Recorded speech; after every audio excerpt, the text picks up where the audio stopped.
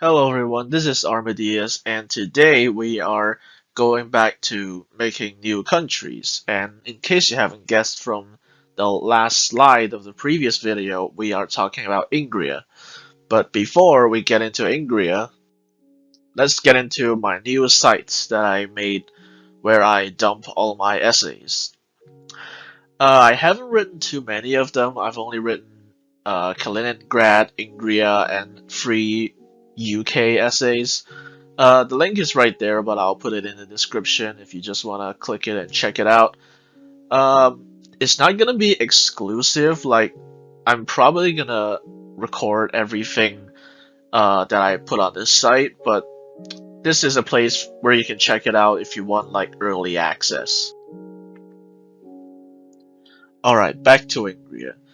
Ingria, described by Ott Kurs in GeoJournal as the broken land bridge between Estonia and Finland, is another bit of Russia bordering the European Union. It borders Finland to the north, Estonia to the west, and the Gulf of Finland to the northwest. What's interesting about this one is that despite having a flag, it was never officially formulated as a united sovereign state. And after writing the essay, I found out that the flag was actually used for North Ingria and not Ingria as a whole. And what's North Ingria? I'll get back to it in a bit. Now on to the flag. The flag consists of a yellow background and a blue Nordic cross with a red border. Pretty nice flag. But how did it end up as a Russian subject? What would happen if Ingria went independent? How likely is it to happen, and what other concerns would we need to take into account? As I may have demonstrated last time, I am absolutely not an expert on anything here, but I shall try to research to the best of my ability to give a slightly more educated guess as to what would happen with something like this. But before we look at the future, let's look into the past. The land was first conquered by the Swedish in the 14th century, after which it switched hands between Sweden and Russia, mostly Novgorod, a few times, until the 1700s, whereby it has stayed under Russian control since. In 1917, a northern part of Ingria declared independence from Russia after the Bolshevik Revolution. Aptly named the Republic of North Ingria, but was reincorporated into Russia in 1920 and over the course of almost 20 years Russified to some extent. Also in 1920, a treaty was signed that ceded parts of Western Ingria to the Republic of Estonia, thus bringing a small part of Ingria under then Estonian control. To this day, that territory is still disputed between Estonia and Russia. In the 1930s, Finnish and Ingrian were slowly stripped of their regional statuses and banned from use in the USSR. And in 1991, when the Soviet Union was dissolved, Russified Finns and Ingrians were allowed to emigrate to Finland, which explains the sizable Russian-speaking minority in Finland today. Today, the region of Ingria is a part of the Leningrad Oblast in Russia, and perhaps you can already see some problems appearing. While Ingria had never been a nation, their regional identity had always been recognized by the Swedes, the Finns, and the Estonians as uniquely Ingrian.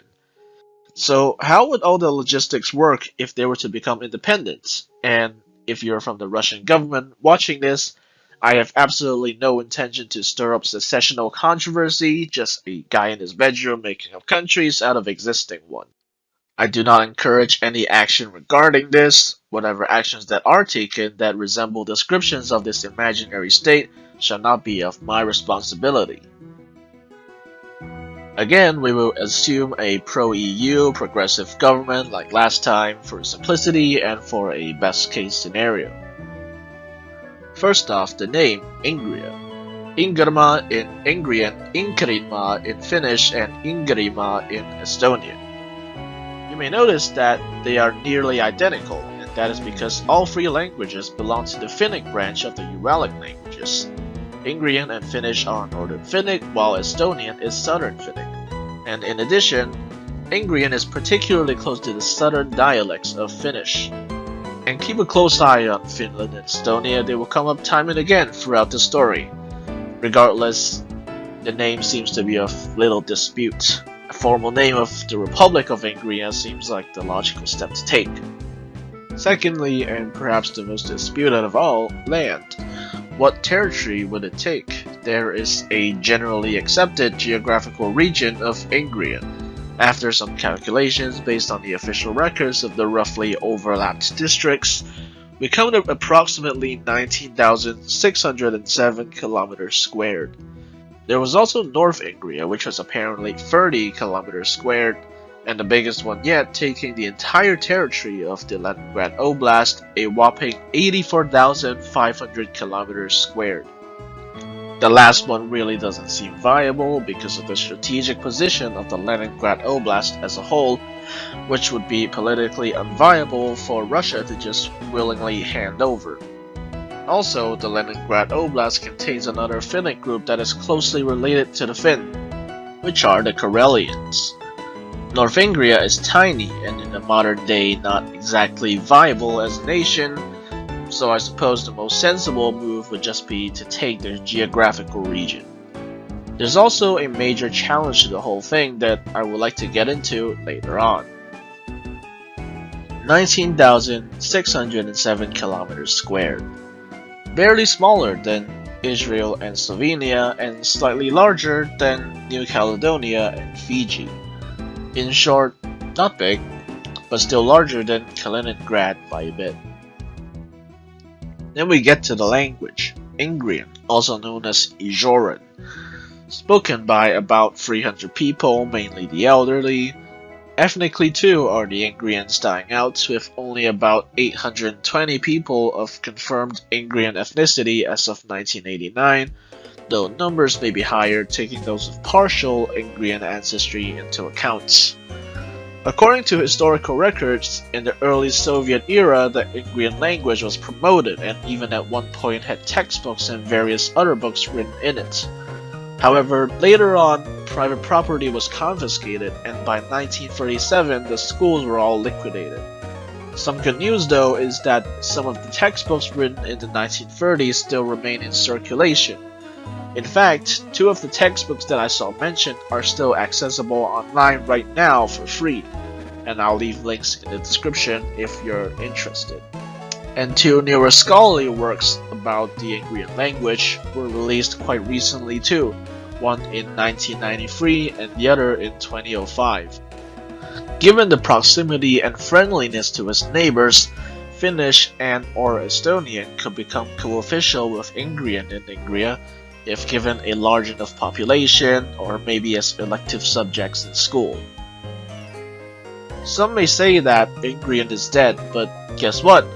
Manx and Cornish, 2 Celtic languages in the UK, were marked as extinct last century, but now they have at least hundreds of speakers and that number is still growing.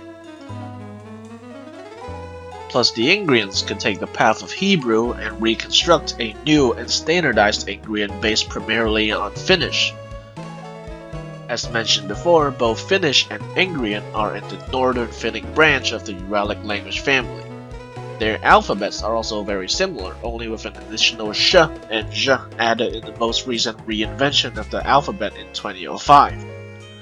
Using a Finnish backbone as well as what little they have in terms of learning material, I say little, but it's shockingly well documented for a language with 300 speakers.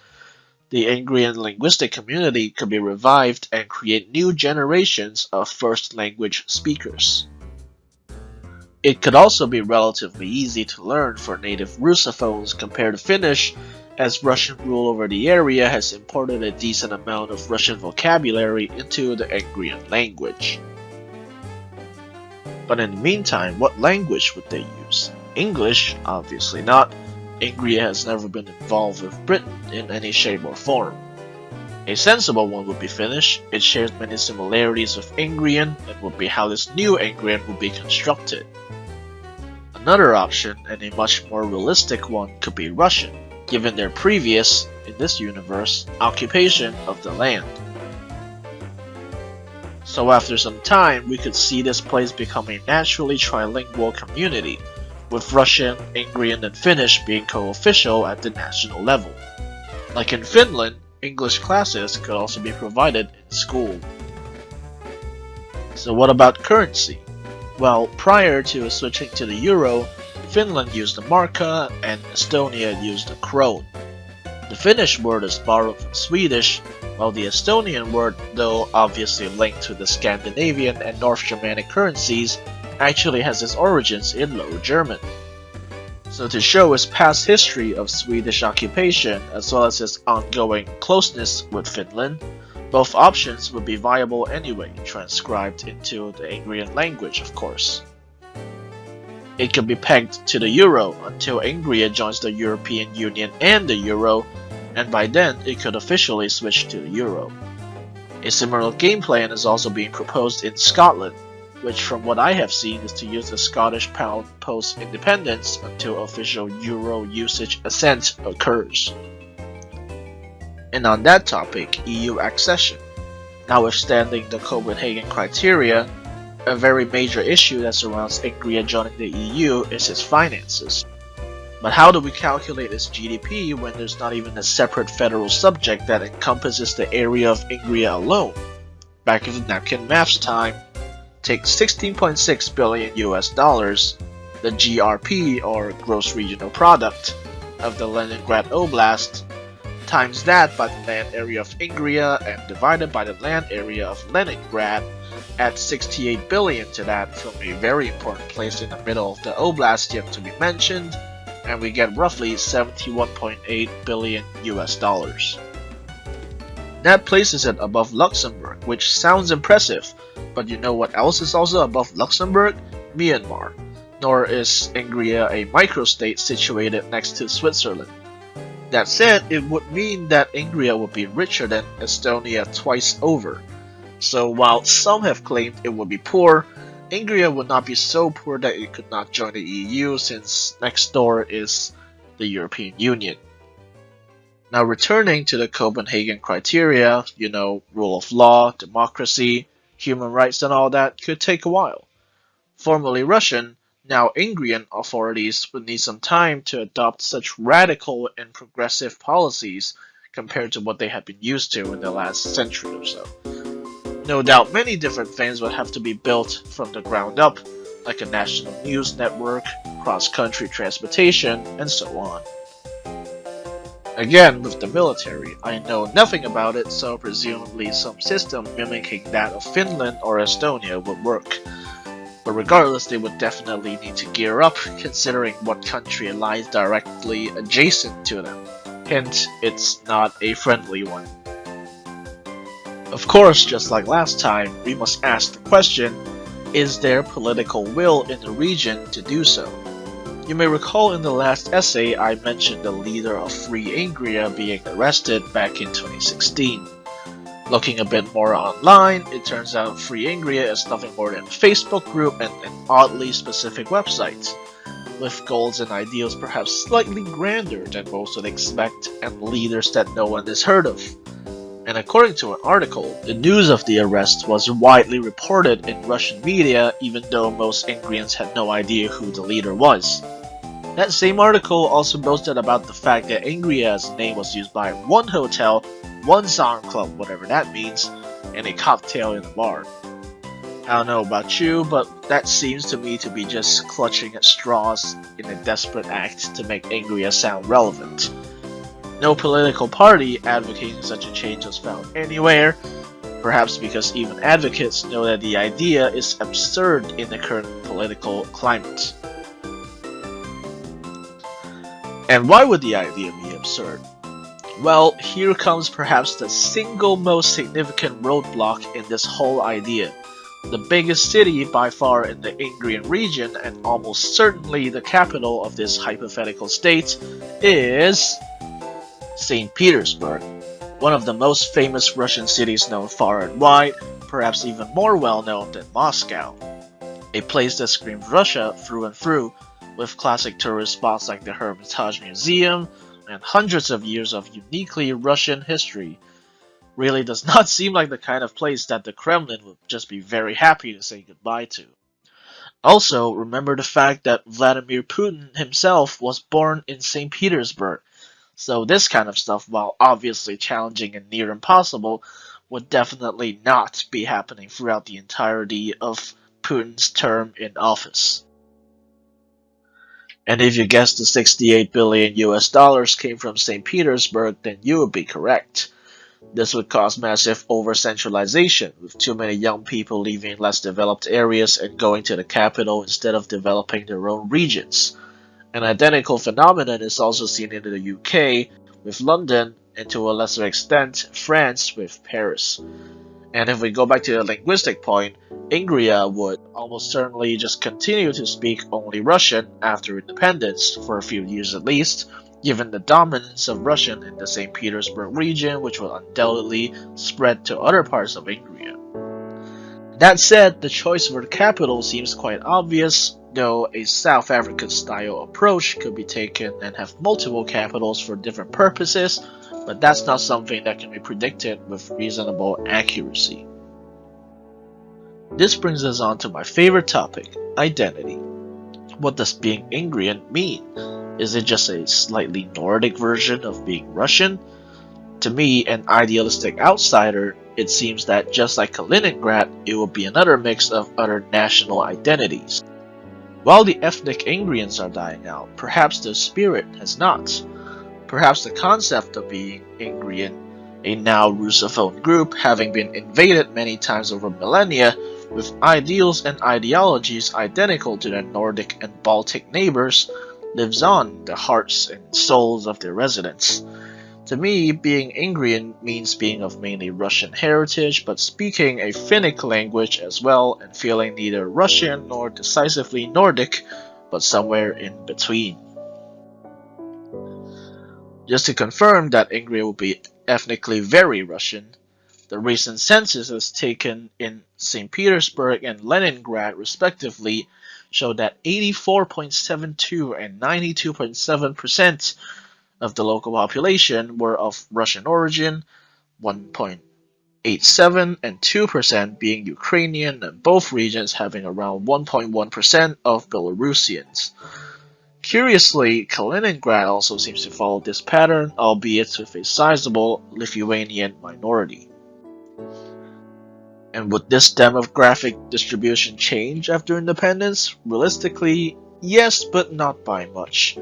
If we take a look at Estonia as well as Finland, a reasonable assumption would be that Finns, Estonians, and maybe even Latvians would move into the country due to proximity, as well as Swedes to a lesser extent from simple shared history. This, however, would not really shake up the Russian, Ukrainian, Belarusian trifecta, maybe overshadow the Tatars and Azeris, but that's really all there is to it. And unlike Kaliningrad, Ingria actually has a bit more land to work with, so industries could be diversified. Speaking of industries, it seems doubtful that the current industries would change much. Multiple production plants around St. Petersburg, perhaps a tiny bit of farming inherited from the Leningrad Oblast, some research institutes, and the hydroelectric plants as well as a nuclear power plant. Perhaps some deindustrialization would happen considering its environmental impacts in accordance with the EU green policies. However, it is also undeniable that industry must exist in order to have a constant supply of products and parts. As we all know, coastal countries tend to do a lot better than landlocked ones. Just look at the disparity in wealth between California and New York, both coastal states in the USA, versus inland states like Wyoming or Oklahoma. Ingrian independence would effectively block Russia from access to the Gulf of Finland, which is a vital trading route for Russia. So either Russia would have to export goods via the treacherous Arctic Ocean, or strike some sort of deal with Ingria to continue to send goods through the Gulf of Finland, much like how Ireland delivered most of its goods to the EU through the UK before Brexit occurred. And now there are two paths for the new Ingrian government to take. They could either become the new European Russia and demonstrate to the EU that they are the bit of Russia that is open to the West, that is accepting of the place of other European powers and is willing to integrate into it, instead of hiding away and threatening to send nukes. They could just continue to use Russian and maybe switch to a Latin script, but that remains highly unlikely. Remember the whole pro-EU Russian thing from the Kaliningrad video? This could be the ideal place to move to for them and establish some sort of new home or an independent Kaliningrad/Königsberg if that somehow happens in the same timeline. They could make no ideological contact with their namesake and just claim the etymology to be the name of the region. The international community would by and large not really care, they have their own ethnic issues to sort out. Or they could be like a Nordic Paraguay.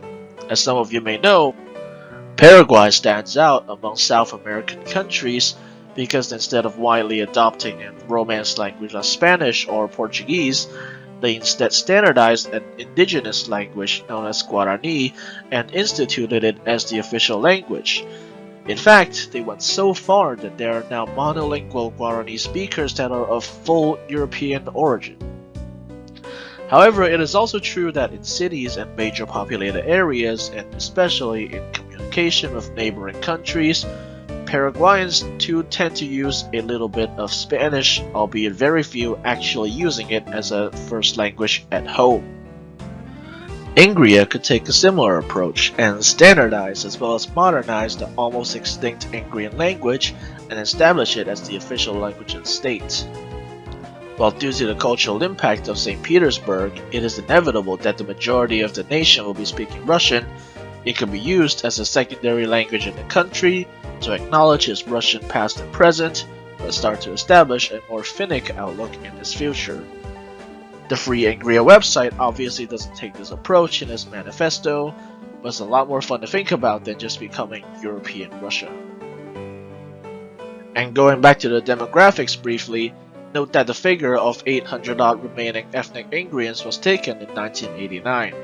And if we take the then population of Leningrad times it by the land area of Ingria and divide by the land area of the Leningrad Oblast, we come to the result that 0.21% of the population are ethnically Ingrian. This is almost a mirror image of Paraguay, as 95% of its population are mestizo, i.e. mixed between European and indigenous ancestry, and I quote, little traces left of the original Guarani culture. That said, as far as I'm concerned, Ingrian culture is well documented by Russians, Swedes, and Finns alike. However, while some Ingrian blood may flow through some persons with partial ancestry, it would take an enormous amount of effort, both on the individual level and the governmental level, to relearn and reclaim this lost history. Whether they do it or not is anyone's guess. But as the famous quote goes, when a language dies, a culture dies with it. Linguistic revival is perhaps one of the best ways to promote Ingrian culture and to make it loud and clear that Ingria is not simply a western-looking Russia, but a historical area pillaged by Swedes, invaded by Russians, seceded to Estonians, and overshadowed by Finns. A Russian Ingrian dictionary would be published a few years or even months after the revitalization of the Ingrian language. Ingria joins the European Union and forges ties with all of its neighbors, even going as far as Poland to establish comprehensive trading relationships. A country that seeks to mend its relationship with former Soviet states like Ukraine and post-Lukashenko Belarus, a settling place for those who feel Russian with a touch of Finnic ancestry and want not to be associated with the Russian regime. A place for those whose identity could flourish despite diminishing birth rates and linguistic homogenization. Here at the end, I would also like to point out some comments made by an actual Ingria-born person on Quora. He thinks that Russian will be the first language of the majority, with some claiming partial Finnish ancestry, that Ingria would not be friendly with Moscow despite both being iconic Russian images and both speaking Russian, that Ingria would seek to befriend Finland and associate more closely with the Russian areas of Karelia and, ironically, Novgorod, which was the very first Russian invader of Ingria, and do most of its cross-border trade with Finland, the rest of Northern Europe, and strangely Poland, instead of its immediate Baltic neighbors like Estonia or Latvia. And he claims that while Ingria would be Nordic in geography, Ingria would probably be poorer, so it would be more apt to list it as a Baltic country. When we take a look at what we had just discussed, most of those seem just about right, except for it being very poor, since St. Petersburg alone is in and of itself a gold mine. However, I'm not quite sure where the Poland comment comes from. To get to Poland, one would have to at least pass through all three Baltic states from Ingria, or go through the much more politically dangerous route of Russia and the very unstable Belarus. Write in the comments why you think this person thinks Poland of all countries would be friendly with Ingria. That said, if Ingrian independence does happen in the distant future, I suppose the land bridge between Estonia and Finland could come back anew, with a fresh mix of Russian, Baltic, and Nordic identities and ancestries. Next time on the show, with respect to Brexit, the collapsing of a former empire. Thanks for watching, like and subscribe, and I'll see you next time.